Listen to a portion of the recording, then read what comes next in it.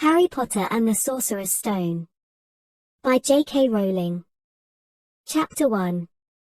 The Boy Who Lived. Mr. and Mrs. Dursley, of number 4, Privet Drive, were proud to say that they were perfectly normal, thank you very much. They were the last people you'd expect to be involved in anything strange or mysterious, because they just didn't hold with such nonsense. Mr. Dursley was the director of a firm called Grunnings, which made drills. He was a big, beefy man with hardly any neck, although he did have a very large mustache. Mrs. Dursley was chin and blonde and had nearly twice the usual amount of neck, which came in very useful as she spent so much of her time craning over garden fences, spying on the neighbors. The Dursleys had a small son called Dudley, and in their opinion there was no finer boy anywhere. The Dursleys had everything they wanted, but they also had a secret, and their greatest fear was that somebody would discover it. They didn't think they could bear it if anyone found out about the Potters. Mrs. Potter was Mrs. Dursley's sister, but they hadn't met for several years. In fact, Mrs. Dursley pretended she didn't have a sister, because her sister and her good-for-nothing husband were as un-Dursleyish as it was possible to be. The Dursleys shuddered to think what the neighbors would say if the Potters arrived in the street. The Dursleys knew that the Potters had a small son, too, but they had never even seen him. This boy was another good reason for keeping the Potters away. They didn't want Dudley mixing with a child like that. When Mr. and Mrs. Dursley woke up on the dull, grey Tuesday our story starts, there was nothing about the cloudy sky outside to suggest that strange and mysterious things would soon be happening all over the country. Mr. Dursley hummed as he picked out his most boring tie for work, and Mrs. Dursley gossiped away happily as she wrestled a screaming Dudley into his high chair. None of them noticed a large, tawny owl flutter past the window. At 8:30, Mr. Dursley picked up his briefcase, pecked Mrs. Dursley on the cheek, and tried to kiss Dudley goodbye but missed, because Dudley was now having a tantrum and throwing his cereal at the walls. "Little tyke," chortled Mr. Dursley as he left the house. He got into his car and backed out of number 4's drive. It was on the corner of the street that he noticed the first sign of something peculiar, a cat reading a map. For a second, Mr. Dursley didn't realize what he had seen, then he jerked his head around to look again. There was a tabby cat standing on the corner of Privet Drive, but there wasn't a map in sight. What could he have been thinking of? It must have been a trick of the light. Mr. Dursley blinked and stared at the cat. It stared back. As Mr. Dursley drove around the corner and up the road, he watched the cat in his mirror. It was now reading the sign that said Privet Drive No. Looking at the sign, cats could not read maps or signs. Mr. Dursley gave himself a little shake and put the cat out of his mind. As he drove towards town, he thought of nothing except a large order of drills he was hoping to get that day. But on the edge of town, drills were driven out of his mind by something else. As he sat in the usual morning traffic jam, he couldn't help noticing that there seemed to be a lot of strangely dressed people about. People in cloaks. Mr. Dursley could not bear people who dressed in funny clothes, the get-ups you saw on young people. He supposed this was some stupid new fashion. He drummed his fingers on the steering wheel, and his eyes fell on a huddle of these weirdos standing quite close by. They were whispering excitedly together. Mr. Dursley was enraged to see that a couple of them weren't young at all. Why, that man had to be older than he was, and wearing an emerald green cloak. The nerve of him! But then it struck Mr. Dursley that this was probably some silly stunt. These people were obviously collecting for something. Yes, that would be it. The traffic moved on, and a few minutes later, Mr. Dursley arrived in the Grunnings parking lot, his mind back on drills. Mr. Dursley always sat with his back to the window in his office on the 9th floor. If he had not, he might have found it harder to concentrate on drills that morning. He didn't see the owls swoop. Passed in broad daylight, Though people down in the street did, they pointed and gazed open-mouthed as owl after owl sped overhead.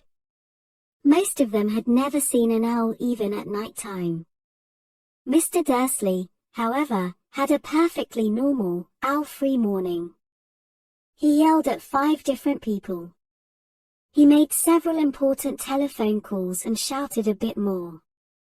He was in a very good mood until lunchtime, when he thought he'd stretch his legs and walk across the road to buy himself a bun from the bakery.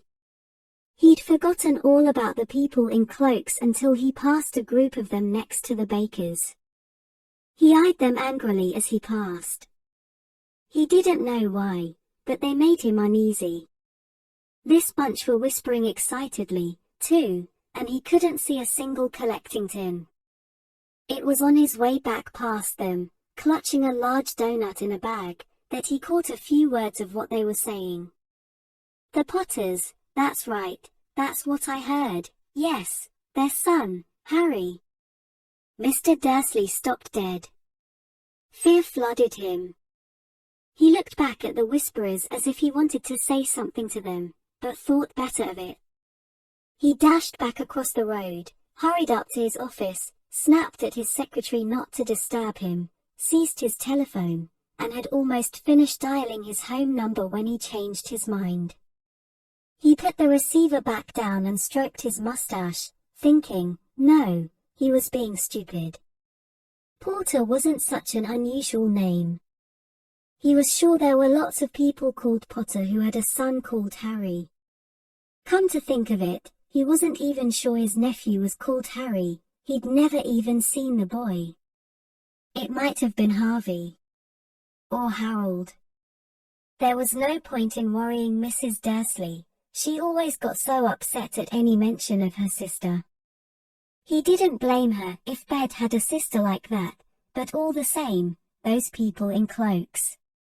He found it a lot harder to concentrate on drills that afternoon, and when he left the building at 5 o'clock, he was still so worried that he walked straight into someone just outside the door.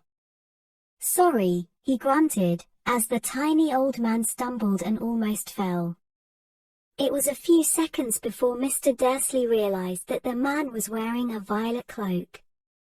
He didn't seem at all upset at being almost knocked to the ground. On the contrary, his face split into a wide smile and he said in a squeaky voice that made passers-by stare, "Don't be sorry, my dear sir, for nothing could upset me today. Rejoice, for you know who has gone at last.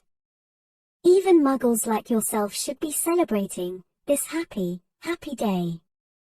And the old man hugged Mr. Dursley around the middle and walked off.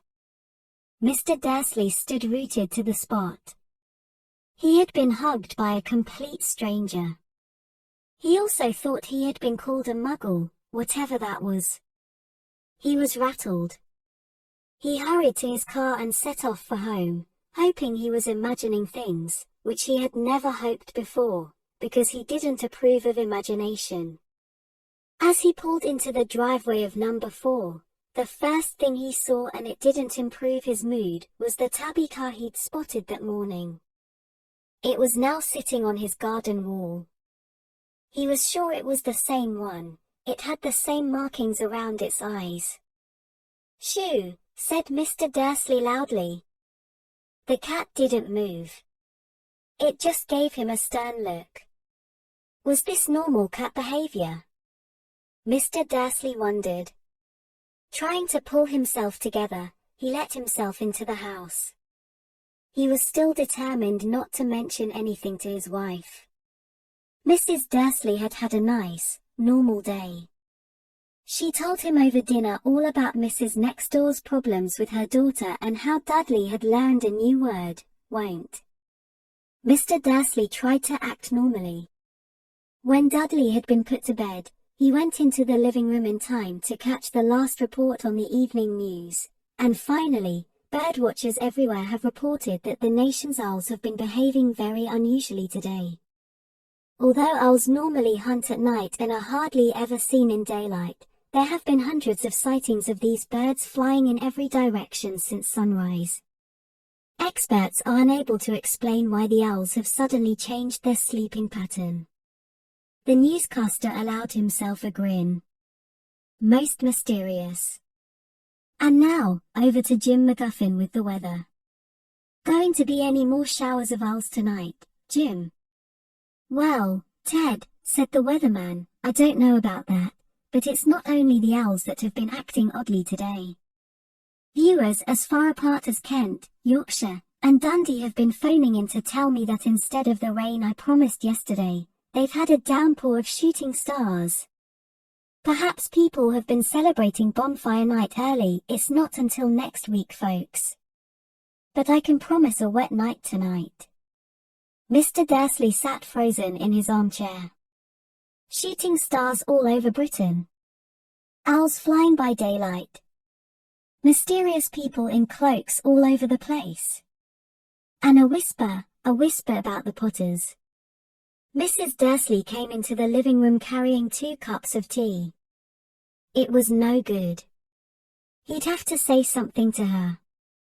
He cleared his throat nervously.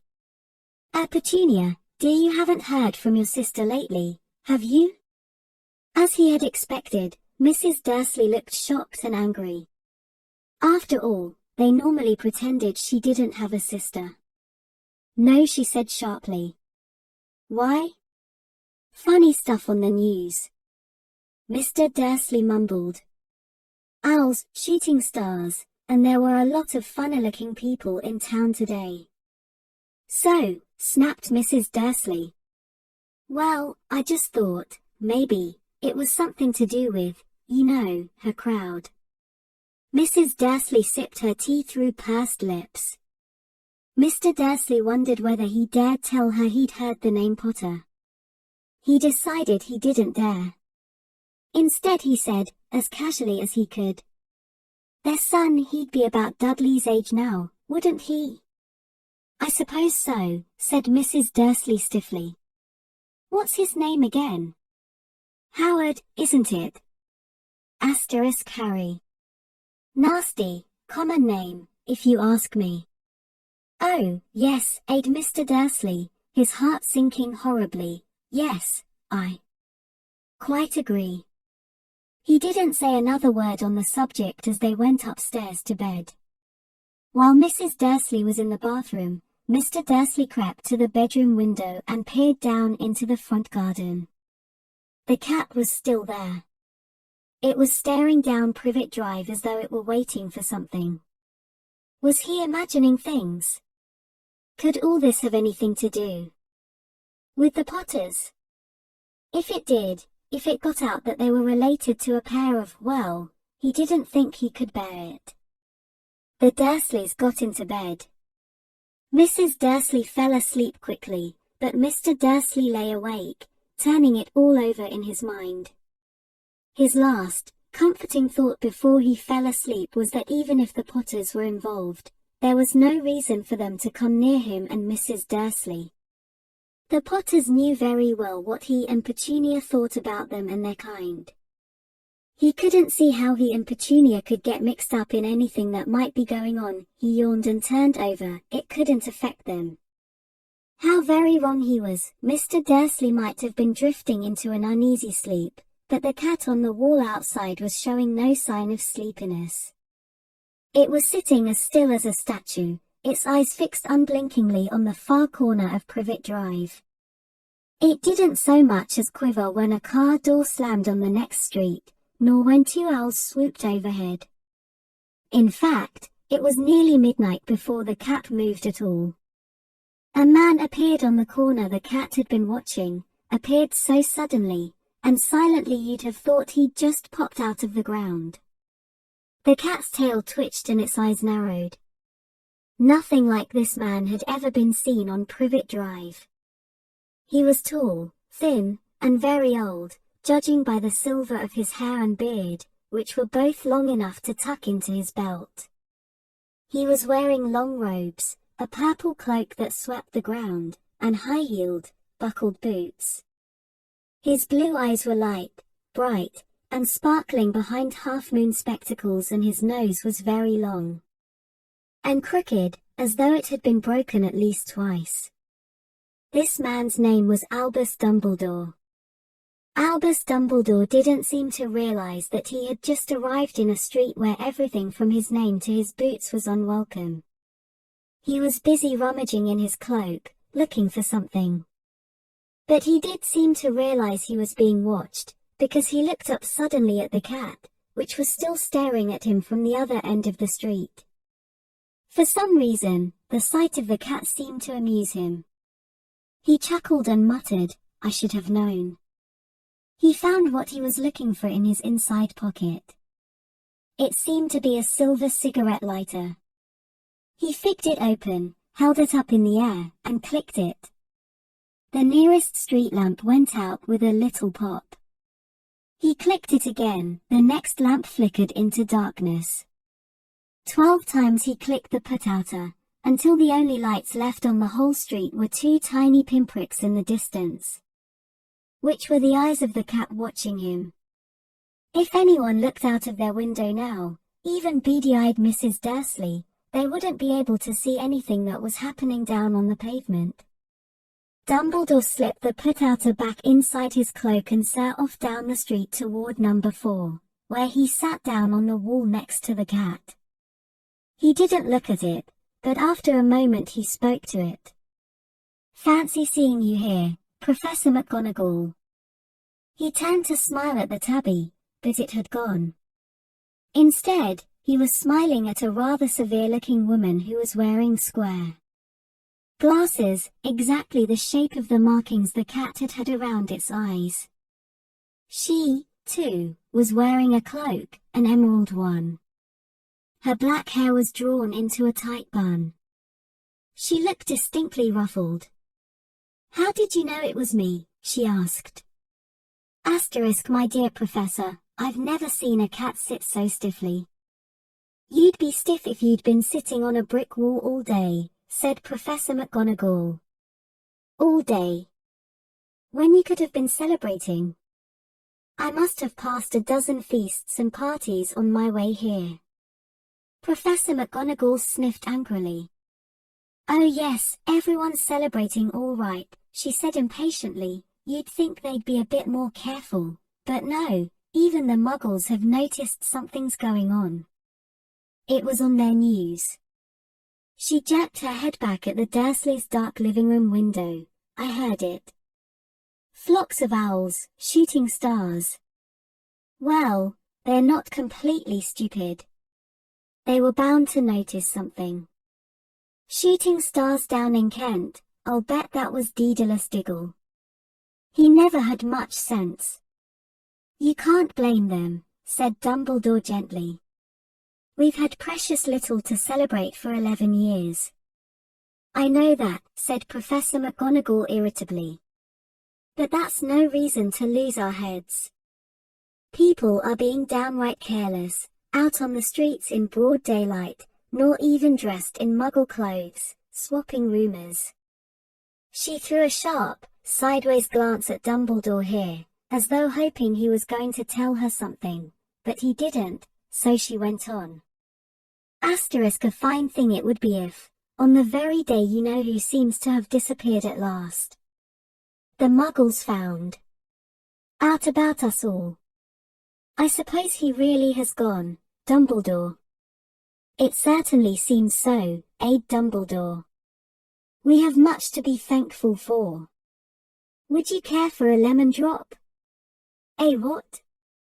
"A lemon drop.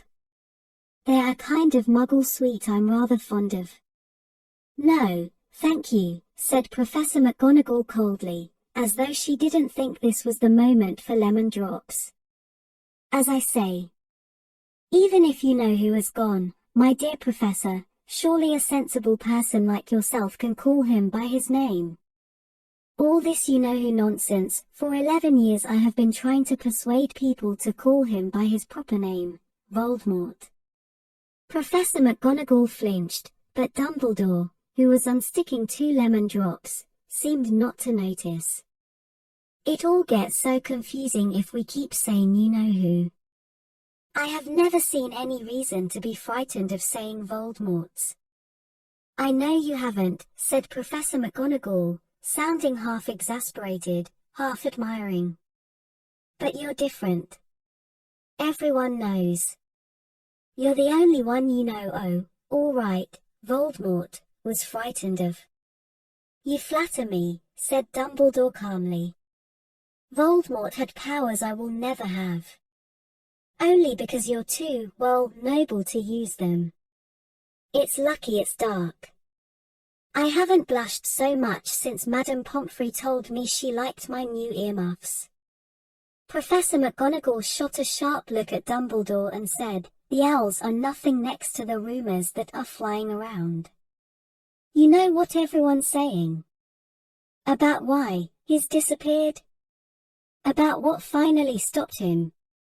It seemed that Professor McGonagall had reached the point she was most anxious to discuss, the real reason she had been waiting on a cold hard wall all day, for neither as a cat nor as a woman had she fixed Dumbledore with such a piercing stare as she did now. It plain that whatever everyone was saying, she was not going to believe it until Dumbledore told her it was true. Dumbledore, however, was choosing another lemon drop and did not answer. What they're saying, she pressed on, is that last night Voldemort turned up in Godric's Hollow. He went to find the Potters. The rumor is that Lily and James Potter are that they are dead. Dumbledore bowed his head. Professor McGonagall gasped. Lily and James. I can't believe it. I didn't want to believe it. Oh, Albus. Dumbledore reached out and patted her on the shoulder. I know. I know. He said heavily. Professor McGonagall's voice trembled as she went on. That's not all. They're saying he tried to kill the Potter's son, Harry. But he couldn't. He couldn't kill that little boy. No one knows why or how, but they're saying that when he couldn't kill Harry Potter, Voldemort's power somehow broke, and that's why he's gone. Dumbledore nodded glumly. It's true, faltered Professor McGonagall. After all has done, all the people he's killed. He couldn't kill a little boy. It's just astounding, of all the things to stop him, but how in the name of heaven did Harry survive? We can only guess, said Dumbledore. We may never know. Professor McGonagall pulled out a lace handkerchief and dabbed at her eyes beneath her spectacles. Dumbledore gave a great sniff as he took a golden watch from his pocket and examined it. It was a very odd watch.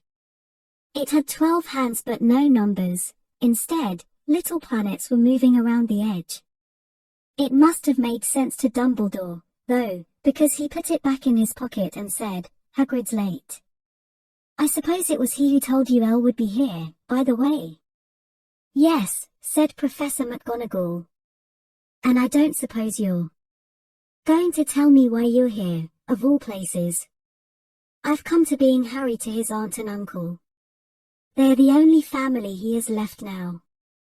You can't mean the people who live here, cried Professor McGonagall, jumping to her feet and pointing at number 4. Dumbledore, you can't. I've been watching them all day. You couldn't find 2 people who are less like us. And they've got this son. I saw him kicking his mother all the way up the street, screaming for sweets. Harry Potter come and live here. It's the best place for him, said Dumbledore firmly. His aunt and uncle will be able to explain everything to him when he's older. I've written them a letter. A letter, repeated Professor McGonagall faintly, sitting back down on the wall. Really, Dumbledore, you think you can explain all this in a letter? These people will never understand him. He'll be a legend. I wouldn't be surprised if today was known as Harry Potter Day in the future. There will be books written about Harry. Every child in our world will know his name. Exactly, said Dumbledore, looking very seriously over the top of his half-moon glasses. It would be enough to turn any boy's head. Famous before he can walk and talk. Famous for something he won't even remember. Can't you see how much better off he'll be, growing up away from all that until he's ready to take it? Professor McGonagall opened her mouth, changed her mind, swallowed, and then said, yes, you're right, of course. But how is the boy getting here, Dumbledore? She eyed his cloak suddenly, as though she thought he might be hiding Harry underneath. Hagrid's bringing him. You think it wise to trust Hagrid with something as important as this? I would trust Hagrid with my life, Dumbledore. I'm not saying his heart isn't in the right place, said Professor McGonagall grudgingly, but you can't pretend he's not careless. He does tend to. What was that? A low rumbling sound had broken the silence around them. It grew steadily louder as they looked up and down the street for some sign of a headlight. It swelled to a roar as they both looked up at the sky, and a huge motorcycle fell out of the air and landed on the road in front of them. If the motorcycle was huge, it was nothing to the man sitting astride it. He was almost twice as tall as a normal man and at least 5 times as wide. He looked simply too big to be allowed, and so wild long tangles of bushy black hair and beard hid most of his face. He had hands the size of trashcan lids, and his feet in their leather boots were like baby dolphins. In his vast, muscular arms he was holding a bundle of blankets. Hagrid, said Dumbledore, sounding relieved. At last. And where did you get that motorcycle? Borrowed it, Professor Dumbledore, sir, said the giant, climbing carefully off the motorcycle as he spoke. Young Sirius Black lent it to me. I've got him, sir. No problems, were there?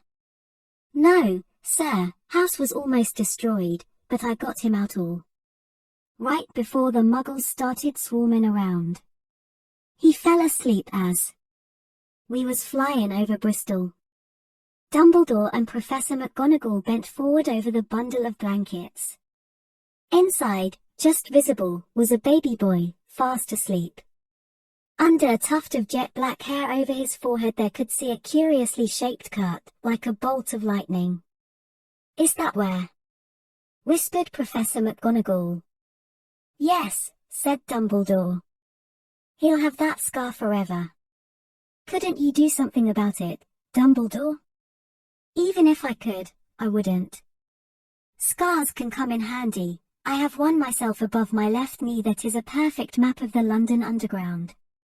Well, give him here, Hagrid, we'd better get this over with. Dumbledore took Harry in his arms and turned toward the Dursleys' house. Could I say goodbye to him, sir? Asked Hagrid. He bent his great, shaggy head over Harry and gave him what must have been a very scratchy, whiskery kiss. Then, suddenly, Hagrid let out a howl like a wounded dog. Shush, hissed Professor McGonagall, you'll wake the muggles. Sorry, sobbed Hagrid, taking out a large, spotted handkerchief and burying his face in it. But I can't stand it, Lily and James dead and poor little Harry off to live with muggles. Yes, it's all very sad, but get a grip on yourself, Hagrid, or we'll be found, Professor McGonagall whispered, patting Hagrid gingerly on the arm as Dumbledore stepped over the low garden wall and walked to the front door. He laid Harry gently on the doorstep, took a letter out of his cloak, rucked it inside Harry's blankets, and then came back to the other two. For a full minute the three of them stood and looked at the little bundle. Hagrid's shoulders shook, Professor McGonagall blinked furiously, and the twinkling light that usually shone from Dumbledore's eyes seemed to have gone out. Well, said Dumbledore finally, that's that. We've no business staying here. We may as well go and join the celebrations. Yeah, said Hagrid in a very muffled voice, till be taking Sirius his bike back. Good night, Professor McGonagall, Professor Dumbledore, sir. Wiping his streaming eyes on his jacket sleeve, Hagrid swung himself onto the motorcycle and kicked the engine into life. With a roar, it rose into the air and off into the night. "I shall see you soon, I expect, Professor McGonagall," said Dumbledore, nodding to her. Professor McGonagall blew her nose in reply.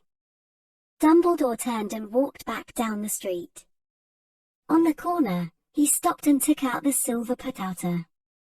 He clicked it once, and 12 balls of light sped back to their street lamps so that Privet Drive glowed suddenly orange and he could make out a tabby cat slinking around the corner at the other end of the street. He could just see the bundle of blankets on the step of number 4. "Good luck, Harry," he murmured. He turned on his heel and with a swish of his cloak, he was gone. A breeze ruffled the neat hedges of Privet Drive, which lay silent and tidy under the inky sky, the very last place you would expect astonishing things to happen. Harry Potter rolled over inside his blankets without waking up. One small hand closed on the letter beside him and he slept on, not knowing he was special, not knowing he was famous, nor knowing he would be woken in a few hours' time by Mrs. Dursley's scream as she opened the front door to put out the milk bottles, nor that he would spend the next few weeks being prodded and pinched by his cousin Dudley. He couldn't know chat at this very moment. People meeting in secret all over the country were holding up their glasses and saying in hushed voices, "To Harry Potter, the boy who lived."